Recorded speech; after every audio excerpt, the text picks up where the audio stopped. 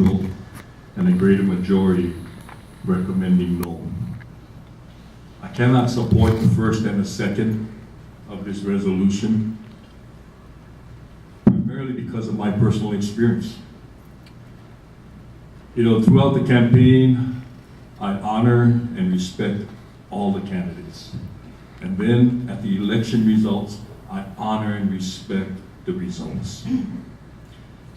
And so I honored and respected the position of Mike White, of his previous work serving the community, his tedious work representing us as chairman. And so I accepted the victory of his game, and I too wanted to respect his position. I was a great supporter of the chairman, and I was, up until the announcement, without being considered, without being communicated with, without not being involved, I went, oh wow, how did this happen? Was there an illegal sunshine law violation occurring without any kind of involvement? And so I questioned that. How did that announcement, that press release come out and saying that Mike White is the chairman and Bob Carroll is a vice chairman without any involvement? Well, in the last week, I had the chance to come to the county building and prepare. I was still excited about taking on this new position. And I saw the comments that Mike White gave about we trying to be prudent and must be prudent in watching the expenditures of our public funds. And he kind of indicated not going to be in support of the 12 or so percent raises for the directors. But at the same breath, in that same breath, he allows expenditures by moving office furnitures and office telephones and office computer equipment. For what? So I went to his office and I asked him, can you tell me the business reason of why we need to move office furnitures and move offices? In the past, you would inherit an outgoing council member in Wailuku. He goes out, I go in, I sit in the furniture. We don't need to hire any movers. We don't need to incur expenses from the public funds. And so when I asked him that, I said, why do you move my furniture across the building over to the old office of Don Couch, and then move Don Couch's furniture across the building and over to Gladys Baisa's, and then move Gladys Baisa's furniture across the hallway into Mike Victorino's office? What is the business reason to that? And I must commend Mike White for giving me my very first lesson of county process, county government politics. He looked at me and he said, it's politics. And I asked him once again, what is the business reason? Wow. And that was what he shares with me. Right there, I said, duly noted. But you know what? I see this resolution I cannot support. And then part of my mind is going, well, there's pending investigations. What's going to happen if you're sitting as chair and negative results come from these pending investigations? Then what? How do we replace, or how do we decide a new chairman? So for me, the easiest position right now is I do not support this resolution versus the first and the second of appointing Mike White as the chairman. Yep.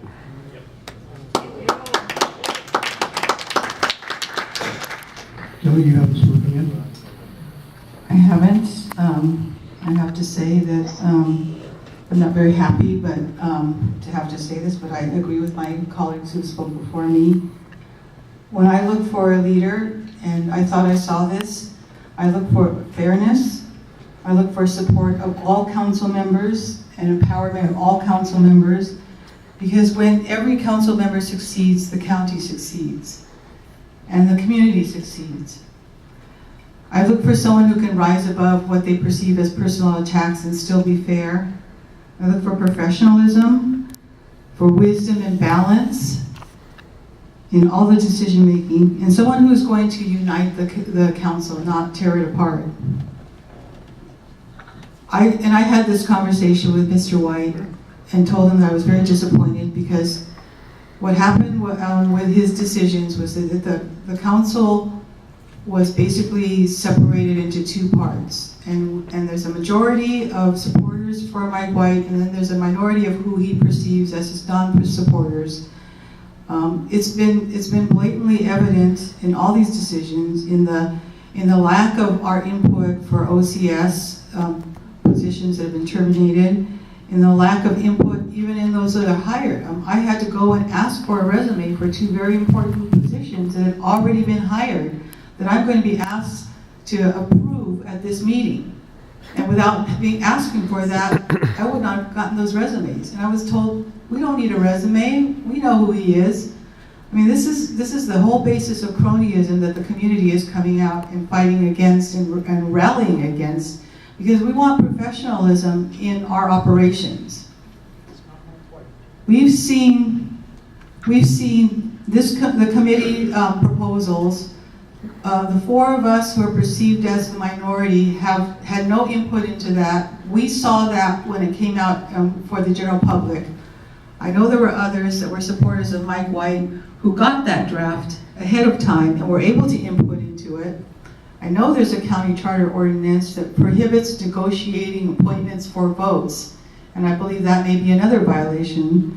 It makes me really sad to hear my colleagues say that all of the 70 plus people who came out and testified against 17-1 are wrong and got wrong information, because there's more going on than just the question of whether or not the Sunshine Law was violated. To me, that question has to do less with talking to people about who has support than it does to actually who took a vote before. And when you publish something in the paper, it's because you know you have the votes. So you theoretically, if not on paper, you've taken a vote already.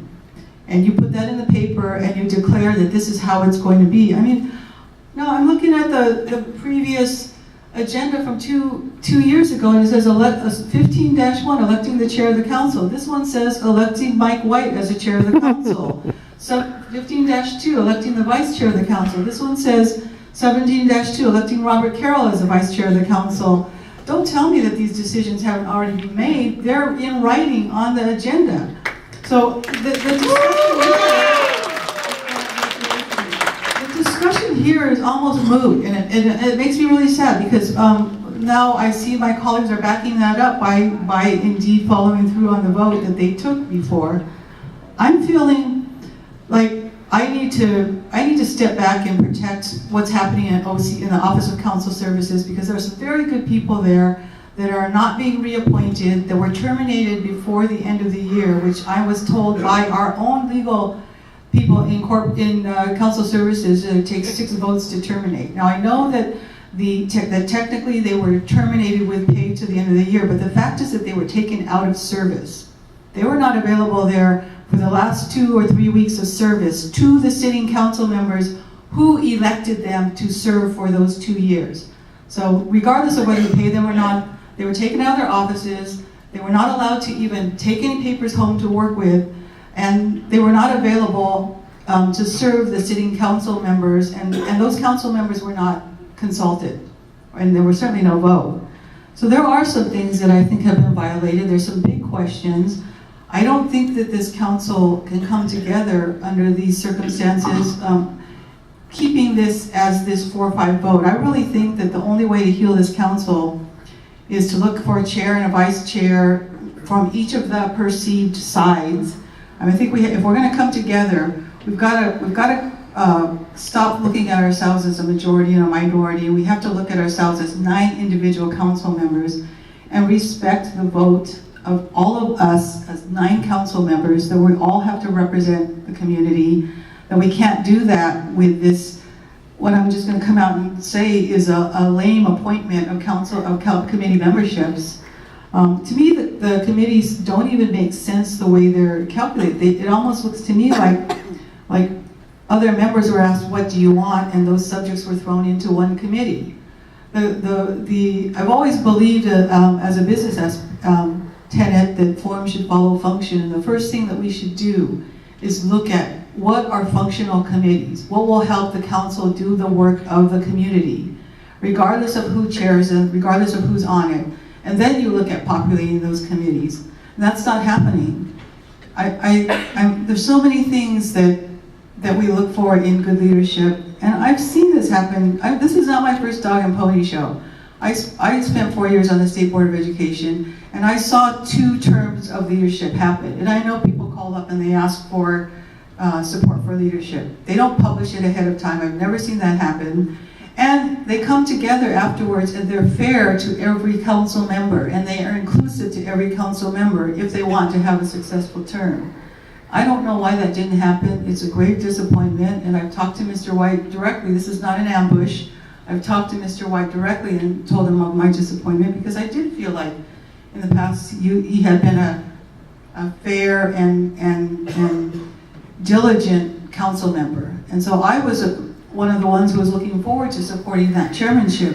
But when I see the things that have happened with the proposals that have come out, with 0 input from 4 of the 9 council members, I cannot support this chairmanship. I think we need to find somebody fair and above board who's not going to take things personally, who's not going to dole out appointments accordingly to who supported them, but is going to help arrange appointments with people according to their expertise and according to what will best serve the community. That's what I'm looking for. I'm very sorry to say that I don't see that in Mr. White, and I'm sorry that I'm very sorry to the public if your opinion is not respected, because when I see nearly 80 people come out and only 4 of them are descending from the general message, I think we're doing a real disrespect to the public by not paying attention to that. It goes way beyond the one issue of the Sunshine Law. There are so many things, and I haven't even looked at the website issue. I know that's another issue that's come out. I've been trying myself to stay away from Facebook and social media during the last month, and especially during the last few weeks with all the attacks going back and forth. And all I'm looking at is the facts. So, you can be hard and fast in your opinion and say that everybody else is wrong, but the facts are the facts. I mean, you look at the agenda for today versus the agenda for 2 years ago. You look at the committee structure. One of my colleagues told me that 2 years ago, when the committees were assigned, the chairs got to pick their vice chairs, and that everybody got input into what committees they wanted to serve on. And when I mentioned that to Mr. White, he said, well, we're not doing it that way this time. I'm just making a decision. That's a grave disservice to the community. So no, I cannot support 17-1, and I will be very interested to hear Mr. White's point of view on this issue. Thank you.